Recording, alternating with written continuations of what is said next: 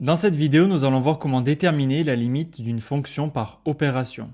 C'est-à-dire comment répondre à ce genre de questions, déterminer les limites suivantes. C'est parti!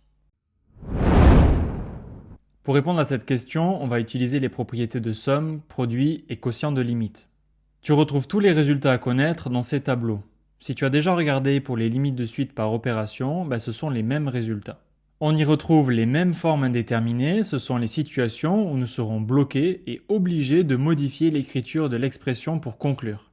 Tu as l'infini moins l'infini, 0 fois l'infini sur l'infini et 0 sur 0. On verra avec les exemples comment s'en sortir. Commençons avec la première limite, celle de racine carrée de x fois exponentielle de x. C'est un produit, donc on va regarder ce que donne la limite pour chaque facteur. Racine carrée de x tend vers plus l'infini lorsque x tend vers plus l'infini. E de x c'est pareil, donc nous n'avons pas de forme indéterminée, on peut alors rédiger la première limite. Celle de racine carrée de x lorsque x tend vers plus l'infini, puis celle de e de x. Par produit des limites, nous allons pouvoir conclure que la limite de racine carrée de x fois e de x lorsque x tend vers plus l'infini donne plus l'infini. Deuxième limite, e de x plus 1 divisé par e de x moins 1. On va regarder ce que donne le numérateur et le dénominateur. Alors, lorsque x tend vers 0, e de x tend vers 1. Donc, le numérateur va tendre vers 2. Le dénominateur, lui, il va tendre vers 0. Alors, ce n'est pas une forme indéterminée, le quotient de ces deux limites va donner soit plus l'infini, soit moins l'infini. Et pour connaître la limite, il faut connaître les signes du numérateur et dénominateur. Le numérateur, il est clairement positif puisque c'est une somme de nombres positifs. Pour le dénominateur, c'est un peu moins évident. Il faut regarder notre limite. On a x qui tend vers 0 en étant supérieur à 0. Donc si x est supérieur à 0, alors e de x sera supérieur à 1. Du coup, e de x moins 1, c'est positif. On va donc noter comme limite 0 plus pour indiquer que la limite c'est 0 en étant positif. Le numérateur et le dénominateur sont donc positifs, donc d'après la règle des signes, le quotient va tendre vers plus l'infini.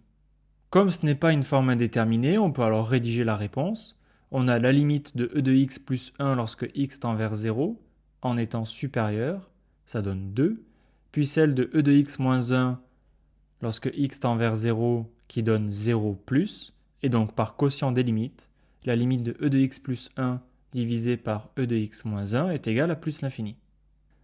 Troisième limite, on a 2x moins 1 divisé par x plus 1 lorsque x tend vers plus l'infini. On va regarder le numérateur et le dénominateur. Tous les deux, ils tendent vers plus l'infini, donc nous avons une forme indéterminée qui est infini sur infini. Il faut donc chercher à l'éliminer.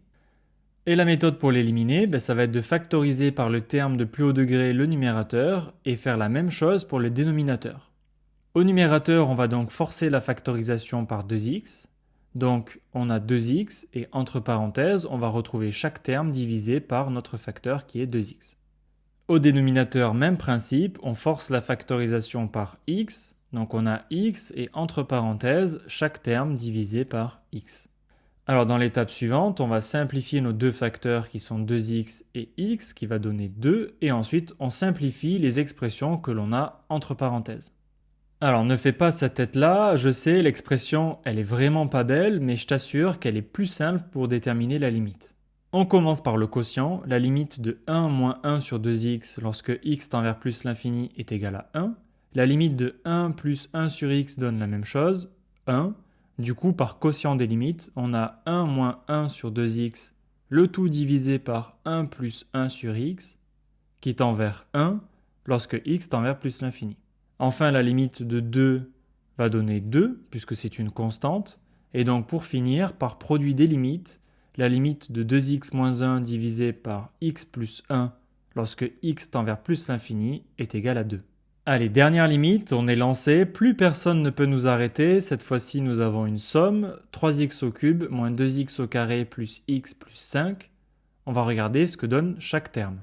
Lorsque x tend vers plus l'infini, 3x au cube tend vers plus l'infini, moins 2x au carré tend vers moins l'infini et x plus 5 tend vers plus l'infini. Et pour finir cette vidéo en beauté, on se retrouve avec une forme indéterminée du type infini moins infini. Alors la bonne nouvelle, c'est que la méthode est la même que pour la fonction précédente. Il faut factoriser par le terme de plus haut degré. Ici, c'est 3x au cube, donc on va forcer la factorisation par ce terme.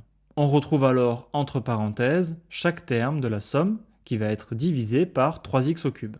Alors maintenant, tu as l'habitude, l'étape d'après, on va simplifier ce que l'on a entre parenthèses. Le premier terme va donner 1, le second se simplifie par x au carré, le troisième se simplifie par x, et le dernier ne peut pas se simplifier.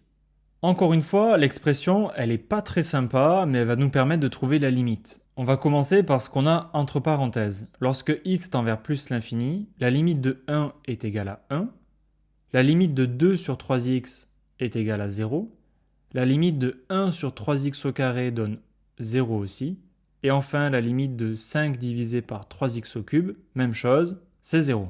Du coup, par somme des limites, le gros truc moche entre parenthèses, il va tendre vers 1. Allez, on y est presque, il ne reste plus que la limite de 3x au cube lorsque x tend vers plus l'infini, qui donne plus l'infini. Donc par produit des limites, la limite de notre fonction de départ, c'est plus l'infini. Et voilà, c'est terminé, tu sais maintenant comment déterminer la limite d'une fonction par opération. Si cette vidéo t'a plu, n'hésite pas à liker et à t'abonner. On se retrouve tout de suite pour une prochaine vidéo.